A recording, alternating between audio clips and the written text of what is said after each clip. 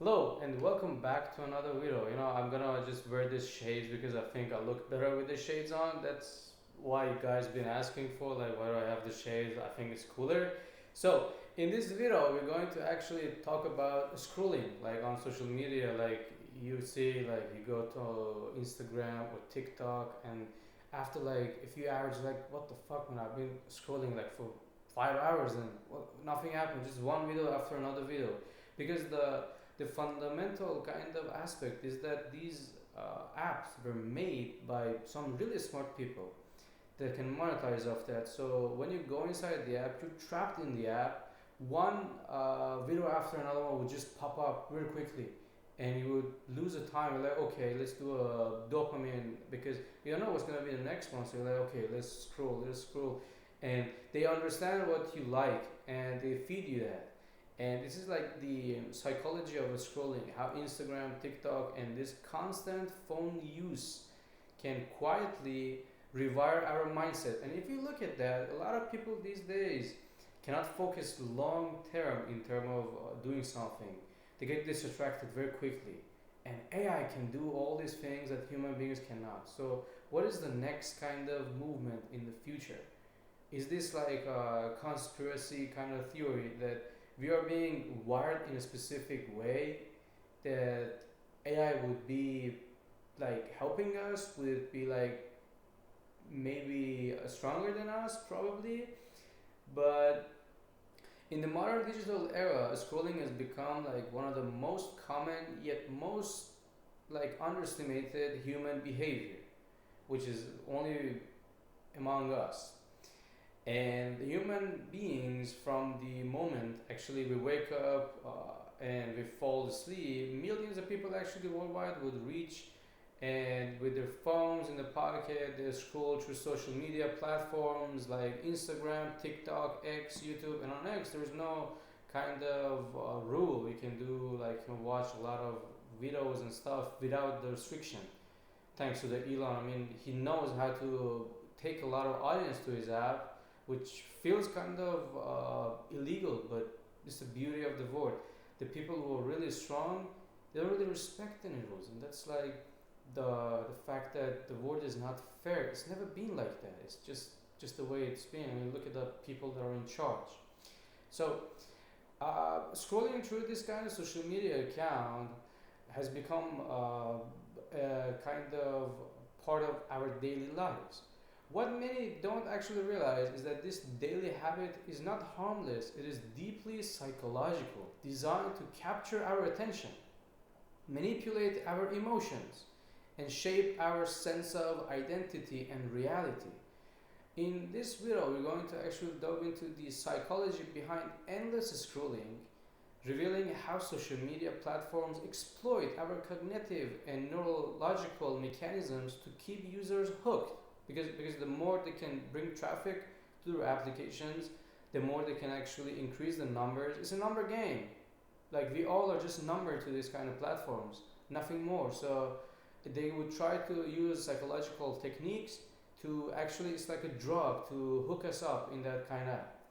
The reward system and the science of dopamine actually show that the illusion of social validation, that the more likes, more followers would be, is like meaning that we have been accepted. We all human beings come from the evolution, and in the past, let's say centuries, in the caves, we needed to be part of a crowd, and by getting the validation, we would be able to survive.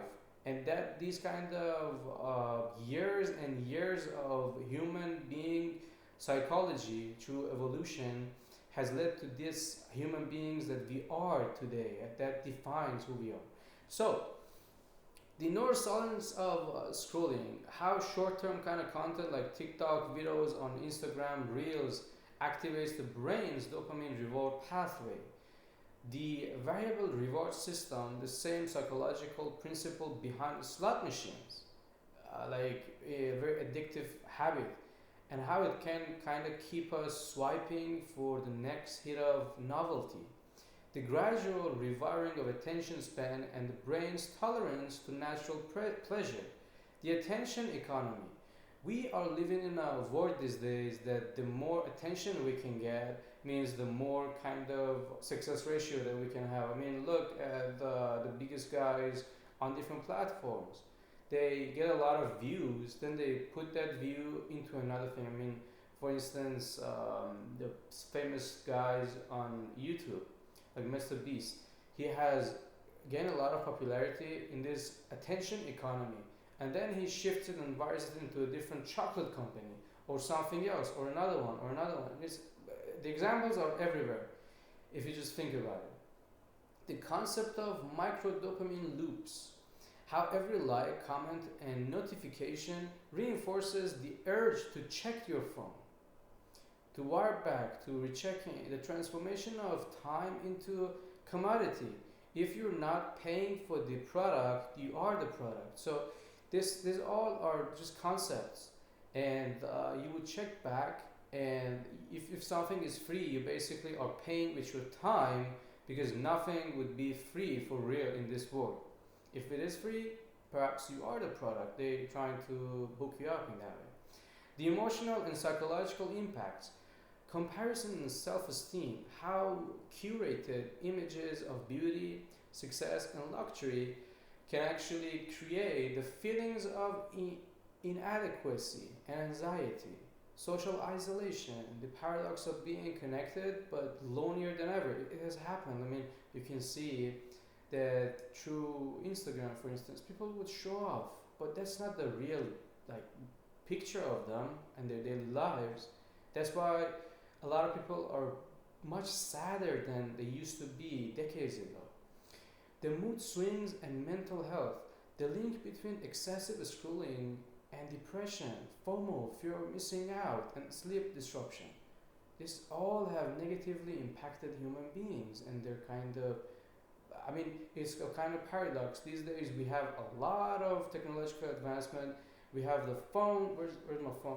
We have a phone in our hand, but this we don't use in a positive way. We use it to, I don't know, make ourselves psychologically really messed up because of comparison, because of so many different kind of aspects, and these things would eventually be destructive.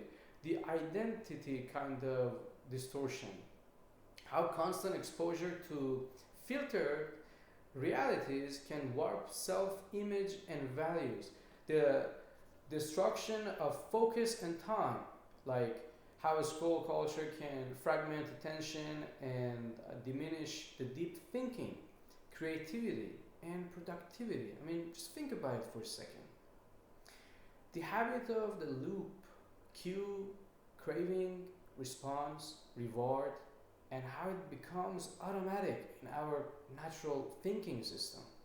So the people that are running these companies are trying to, in a way, try to manipulate people and the way they move so they can have impact on them, leading the mass kind of groups into a specific product, into a specific niche that they can then identify the pattern of human being movements. It is the truth. I mean, you can basically just see how they can impact every aspect of our lives.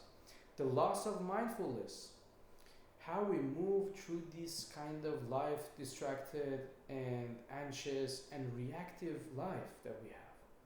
Escaping the trap. You might answer, okay, but alright, what does any of this thing mean? How can we actually use this kind of information in a positive way? By reclaiming the control. To understand the potential that this phone has, and you are watching the reel, who's in charge? Or the reel is like trying to make you go to the next one, scroll another one, the next one will make you happy. And this way is exactly like a drug. There's no difference. So, recognizing the psychological triggers that drive compulsive phone use, practical steps to regain the focus, digital detoxing, setting screen time limits, turning off the notification, and practicing intentionality. So in easy words, redefining what you want actually from that phone, and understanding that this is not the right thing to just scroll another video. Okay, 5 hours per day wasted, and in years you just think, okay, that's a lot of time that we wasted. In 1 year, you just do the math. You see, okay, 365 days a year, hours daily being wasted like that could be devoted on some more important task, which thanks to this kind of big companies like Meta. I mean, Meta is really, they're going to give like $600 billion donated to the U.S. I mean, like Mark Zuckerberg, he donates that money is like nothing, and you just look at them, they say, wow, this is really interesting, and they control everything, from Instagram to WhatsApp to all the different kind of platforms, and these are run by very few people. Wow, I mean, he used to run the Facebook also. So all this algorithm that you hear is like the real thing, replacing passive consumption with active creation, using technology consistently instead of letting it use you. So you should understand the pattern of usage. Who's using who? You're using them or they using you? Because to the companies, I mean, think about it. To the companies, it will be really a good idea that they can use you, but you should understand the paradigm, the shift of the people in charge, and what's happening actually on the bigger scale of this kind of matter. Rebuilding the attention through like meditation, reading, and real world social interaction. I mean, this social media, Instagram, is really fake. I mean, come on. We are social creatures. You need to really interact with people other than just, I don't know, do a FaceTime or just, my friend has done something, let's go on the reel, let's go on a story, what they have posted, and you're like, ah, shit. You know, all this kind of distractions that we have around ourselves will lead to us not being able to think clearly, long term, and focus on something. So all these things would lessen the concentration span. And why does this matter? I mean, you might be asking, the cost of constant scrolling is not just time, it's our attention, it's our peace of mind, it's our ability to live fully. Understand the psychology behind our screens empowers us to take back the control, to break free from digital dependency and reconnect with what truly matters. Real people, real emotions, and real purposes. And by the end of this video, I hope that you will understand the neurological and psychological mechanisms behind social media addiction and how to use them in a proper way. I'm not saying not use them, clearly it's not possible, you should use them, but you should understand that there has to be a proper usage, and only you can define it for yourself. So sometimes identify the emotional and mental health consequences, and what it's like being excessive. You can, I don't know, set a timer perhaps. It's after like 30 minutes, you can do some other task. Because I know I've been there, like you watch the next scroll, next one, and you say, ah, this is cool. Because that pattern, that algorithm knows exactly what you like, what you're interested.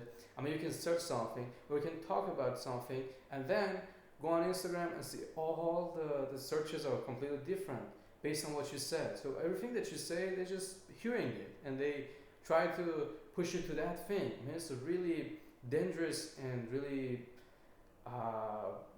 weird kind of era that we are in. So you gotta gain awareness of how to use this kind of platforms and as a tool for your growth, or for fun, or for like having some kind of connections and experiencing. But try to think about it first, and let me know, guys, what you think, and comment down below if you like this video, and see you in the next one.